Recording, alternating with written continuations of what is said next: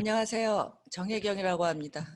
지금 그 정종주 대표님께서 저를 이제 위안부에 관해서 오랫동안 연구했다고 소개를 해주셨는데 이 말씀을 들으면 깜짝 놀랄 분들이 많으실 거예요. 왜냐하면 저는 위안부 관련으로 연구를 한 적은 한 번도 없습니다. 그래서 깜짝 놀라실 것 같고요.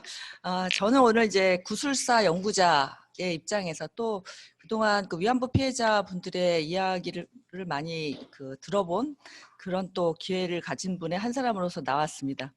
제가 오늘 그래서 제가 아직 구술사 연구자다 보니까 이 책 서평 컨퍼런스에서 세 가지를 저는 크게 말씀드려 보려고 하는데, 하나는 뭐냐면 구술이랑 뭐냐, 말, 발화, 이걸 우리가 어떻게 받아들여야 되냐는 거고요. 또 하나는 일본군 위안부 피해자의 말에 대해서 우리는 또 어떻게 이해해야 되는가 하는 그런 걸 좀 공유를 하고 싶고요.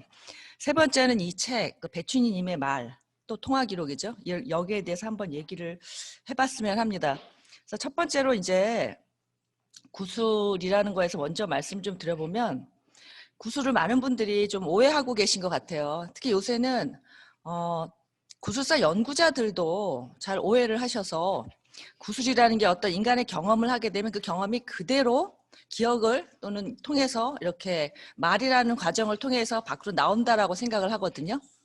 그런데 그렇지 않다라고 하는 것은 뭐 유럽이나 미국에서 이미 뭐 수십 년 전에 밝혀진 사실이고 이어서 그런 아주 그러니까 소박한 생각을 갖고 이 배춘희님의 이 책에 접근을 하면 굉장히 좀 우리가 혼란스럽지 않을까 생각이 들어요. 그러면 구술이라는 건 뭐냐면 어떤 그 체험된 사실이 있다면, 우리가 어떤 경험을 했다면 계속적인 회상을 통해서 무한하게 동적 반복을 하는 거거든요. 근데 그건 뭐냐면은 그 새로운 화면에 포개진다고 얘기를 해요. 그러니까 여러 경험들이 제가 저 구술자라면 제가 갖고 있는 여러 경험들이 계속 이렇게 포개져 가지고 나올 때는 어떤 그 경험한 것이 그대로 나오는 것이 아니라 사회와 과정을 통해서 회상이라는 과정을 통해서 나오기 때문에 달리 나올 수가 있다는 거고요. 그 다음에 그래서 이걸 가지고 뭐 양피지 사본과 같다 뭐 이런 얘기도 하거든요. 근데 이제 이것을 이해를 하지 못하고 구술은 인간이 경험한 것이 그대로 나오는 것이야, 또는 그대로 나오지 않으면 거짓말을 하는 것이야, 그래서 왜곡된 진술이야, 뭐 이런 생각을 예전 같은 생각을 하고 있다면 여기서부터 구술 기록의 훼손이 시작이 될 거라고 봐요. 그 다음에 이제 예를 들면 그 구술성을 간과한 텍스트만을 분석하면서 나타날 수 있는 오류들이 있죠. 이 구술이라는 건 구술성이 있기 때문에 누구랑 얘기하느냐, 언제 얘기하느냐, 왜 얘기하느냐, 여러 가지 상황에 따라서 내러티브가 다 달라지는 것인데, 이것을 그대로 그러니까 액면 그대로 받아들이게 되는 거죠.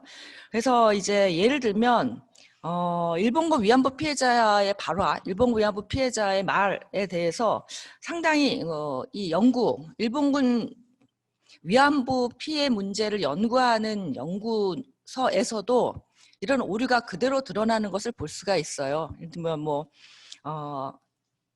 통영에 계셨던 김복등님이라든가 뭐 송신도님이라든가 여러분들이 이제 말씀도 하셨고 다큐멘터리도 있고 한데, 그걸 가지고 이해를 할 때 정말 이분들이 왜 그렇게 말씀하시는지 이해하지 못해서 오히려 이 말씀을 하신 분들에게 그러니까 뭐라 그러나 굉장히 불편하게 만드는, 그분들의 뜻을 제대로 헤아리지 못하는 그런 일이 많다고 생각을 합니다. 그래서 오늘 이 책에 대해서는 저희가 뭐 이런 구술이라는 것이 이런 거다, 경험한 것이 그대로 드러나는 것이 아니다 하는 것을 좀 생각을 해봤으면 좋겠고요. 두 번째는 제가 그 일본군 위안부 피해자 분들의 말씀이나 구술을 들을 때마다 늘 생각한 건데, 많은 분들은 그러니까 저분이 저렇게 말씀하셨다, 뭐 그런 거에 주목을 해요. 근데 그것보다 우리는 왜 그들의 이야기를 들으려고 할까요? 그 다음에 그들은 왜 고통스러운 경험을 지속적으로 발화를 합니까? 구술을 계속 합니까? 그 연세대학의 대학원생인 그 박사과정까지 수료한 사카모토 치지코라는 분이 구술사라고 하는 책에서 쓴 걸 보면, 당시에 그 이용수님이라던가 여러 그 피해자분들이, 그때가 책을 낸 지가 2005년인데 이분이 이제 석사 논문 때 이걸 썼는데요. 연구를 한 것은 더 이전이죠. 근데 이용수님을 비롯한 많은 분들이 피해자분들이 자신들의 말이 소비되고 있는 거에 대해서 너무나 힘들어하셨다는 거예요. 그게 논문에서 이제 많이 나타나거든요. 그래서 왜 저분들이 저렇게 이야기를 하는가 하는 생각을 좀 해봐야 된다고 봅니다. 이 말씀은 다시 말씀드리면 저분들이 그러면 이 말씀을 해야 된다는 필요성, 나는 하고 싶다, 뭐 이런 적극적인 의지만 있었던 것인가, 아니면 다른 부분도 있었던 것인가도 한번 생각을 해보고 싶고요. 그 다음은 이제 어떻게 들었는가 하는 것 같아요. 우리는 이미 이제 어떤 면에서 보면 답을 정해놓고, 답정너라 그러죠. 답을 정해놓고 그 답이 나온 그 다음에 해당되는 것만 우리는 듣고 싶어 하지 않았는가 하는 거죠. 그래서 아까 제가 처음에 말씀드린 대로 왜 이때 이 사람들 앞에서 이야기를 하는가, 그런 생각을 많이 하는 것이 중요하지 않은가 생각을 하는데요. 그럴 때 제가 일본군 위안부 피해자분들의 구술을 들으면서 가장 불편했던 건 뭐냐면, 왜 우리는 그분들의 말씀을 항상 그 증언이라고 표현하는지 모르겠어요. 증언은 증거적 가치라는 의미로 알고 있습니다. 그러니까 이 증언이라고 하는 것은 굉장히 무거운 거죠. 무게감이 있습니다. 근데 피해자분들의 이 구술 또는 일반인들도 구술도 자신들이 구술을 할 때 내가 이것을 증거적 가치가 갖는다라고 생각을 하고 구술하지는 않아요. 그게 바로 현장성이고 내러티브거든요. 근데 그분들이 어떤 이야기를 하면 증거적 가치라고 해서 이 피해자의 발화를 여태까지 올감했다고 저는 생각이 들어요. 그래서 증언집이라는 용어라든가 여러 가지가 다 그렇다고 보거든요. 그러다 보니까 이 증언이라는 무게를 피해자에게 이렇게 부여하다 보니까, 예를 들면 이용수님이 이제 뭐 가짜 할머니라고 하는 비난을 일본에서 받는다던가 이런 거죠. 그러니까 이걸 다시 생각해 보면 일본군 위안부 피해자 분들의 구술에는 자신들의 경험도 있지만 다른 사람들의 경험을 자신이 마치 내가 경험한 것처럼 이해한 부분도 섞여 들어가는 거거든요. 그 다음에 어느 상황에서 하느냐에 따라서 이분들의 발화가 달라지게 되는데, 그것을 가지고 그렇게 이제 비난을 하게 되는 거죠. 그래서 이 부분에 대해서 이용수님이 2015년인가 그때 한번 그 여가부 장관도 참석을 하신 그런 큰 행사에서 이 부분을 직접 거론을 하셨어요. 나는 너희들이 시키는 대로 가서 이야기를 했다. 30분이면 30분이라고 하면 30분 동안 얘기를 했고, 이 자리는 2시간이니까 2시간 동안 말씀하세요. 2시간 얘기했다. 그럼 버전이 다 다르다. 그때그때마다 나의 상황도 다르다. 그래서 다른 얘기가 나왔는데 왜 나를 거짓말장이라고 하는데 아무도 나를 보호해 주지 않느냐. 어느 단체라고 하면서 이야기를 한 적이 있습니다. 그때 제가 굉장히 충격을 많이 받았거든요. 그래서 이것을 우리가 증언이라고 해가지고 그분들에게 너무나 많이 부여한 무게감을 이제 좀 덜어낼 필요가 있지 않는가 하는 생각이 들고요. 그렇게 됨에 따라서 이것을 당연히 구술이라는 거는 오류가 있을 수밖에 없는데, 그것을 이제 뭐 거짓 이렇게 받아들이는 게 아니라 어떤 면에서는 그 순간에 이분들이 그렇게 이야기하고 싶었던 부분이라고 생각을 해야 될 것 같고요.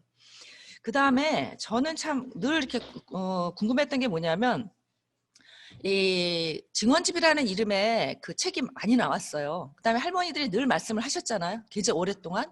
그래서 거기에 대한 명상도 있고 녹음 테이프도 있고 다 있다는 거죠. 즉 구술 기록이 있다는 거죠. 그런데 왜 이렇게 구술사 연구에서 일본군 위안부 피해자 문제는 연구가 거의 이루어지지 못하는가 하는 생각을 많이 합니다. 그럼 결국 할머니들이 이런 수많은 말씀을 하셨지만 이것을 우리가 연구해서 담아내지 못하는 것은 어떤 이러한 말씀 자체를 사회적 국가적으로 딱 증언이라고 해서 부여를 한 다음에 목적지향적인 언어 이런 것들을만을 이제 캐치를 하려고 한 것이죠. 그러니까 이분들을 그냥 경험한 분들로서 자연스러운 말이 아니라 희생자, 피해자 뭐 이렇게 해가지고 굉장히 많이 여러 가지로 듣는 사람들이 의미 부여를 했다는 생각을 해요.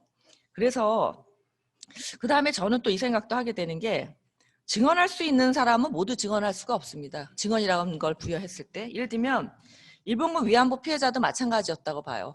모든 피해를 당한 그 분들이 다 증언이라는 자리에 나와서 구술을 하신 건 아닙니다. 그것도 어떤 그러니까 뭐 선택이라고 하면 그렇지만 사회적으로 요구하는, 듣기를 원하는 분들이 주로 말씀을 하셨다고 보거든요. 그래서 그 점에서 이제 배춘희님의 말씀은 좀 다른, 그동안 들어보지 못한 이야기라고 생각이 들고요. 결국 증언할 수 있는, 증언이라고 하는 용어를 부여해서 증언할 수 있는 사람의 자격을 우리가 제한하지 않았는가 하는 생각도 좀 해보게 됩니다. 그래서 지금까지 그러면 왜 연구가 이루어지지 못했는가 보면 이거는 이제 연구의 대상으로 이제 분석을 하는 대상이 아니라 하나의 성역이 되지 않았나 싶어요. 그러니까 지금까지 증언이라는 이름으로 나온 이런 이야기들은 연구의 대상이라기보다는 좀 성역이 되지 않았나 생각이 들고요. 마지막으로 세 번째는 그러면 배춘희님의 이 목소리, 이것은 도대체 우리가 어떻게 봐야 되는가에 대해서 제가 책을 읽은 간단한 소감 이런 걸 좀 말씀드려 보겠습니다. 이건 어떻게 보면은 그냥 구술이라기보다는 외침 뭐 이런 것 같아요. 절규 뭐 이런 거 가까운 것 같은데요. 이 책은 이제 거의 녹취록을 그대로 다 넣었어요. 그러니까 예를 들면 간투사 같은 것도 그대로 넣었죠. 뭐 이그저 이런 것까지도. 그래서 어떤 면에서는 녹취록의 이제 전범이라고 볼 수 있습니다. 이 녹취록의 전범은 지금 이 자리에 이제 팬들로 나와 계신 신규선 선생님께서 최서면 구술 기록집을 내셨는데 여기는 뭐 정말 이루 말할 수 없는 그런 녹취록으로서의 최고로 할 수 있는 거를 이제 만들어 내셨죠. 각주를 물론이고 거기에 용어에 대한 설명을 이제 700개인가요? 각주를? 그렇게 다셔가지고 정말 이제 다양한 독해가 가능하도록 했거든요. 근데 그 점에서도 이 책은 이제 많은 각주가 달려 있어서 도움이 됩니다. 도움이 되는데, 제가 봤을 때 이제 여러분들의 이제 그 구술이 있어요. 근데 주로 이제 배춘희님의 구술이 가장 많죠. 근데 여기서 보면, 일단 그 앞에 좀 이분의 좀 이력을 좀 넣었으면 좀 이해하는 데 도움이 되지 않았겠는가 생각이 들고요. 그 다음에 이분의 그 구술의 내용은 자괴감으로 이제 점철돼 있어요. 이제 내가 잘못해서, 내가 모자라서, 내가 부족해서라고 하는 걸로 점철돼 있는데 이거는 이제 피해자분들의 그런 이제 일반적인 것입니다. 피해자분들은 늘상 이제 자괴감을 갖고 이제 계시니까요.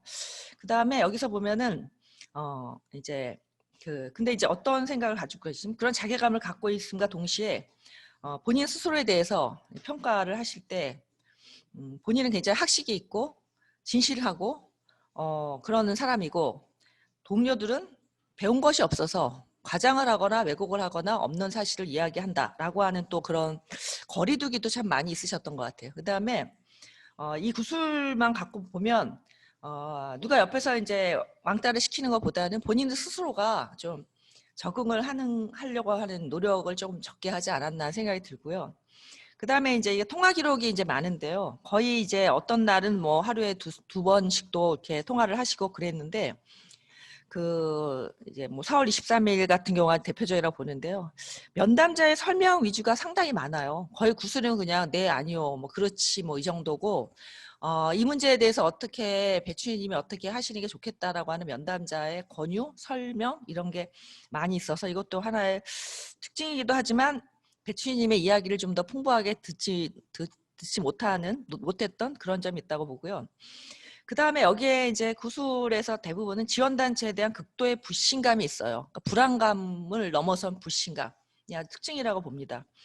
그 다음에 본인 스스로가 위안부와 국방부인회와 이것을 이제 이해를 하지 못하고 혼재해서 섞어서 이제 이해를 한다거나 이렇게 특정하게 이제 사실에 대한 부분에서도 조금 이제 그러니까 조금 확인해 봐야 되는 부분이 이건 이제 박예환 선생님께서 각주를 또 다셨어요.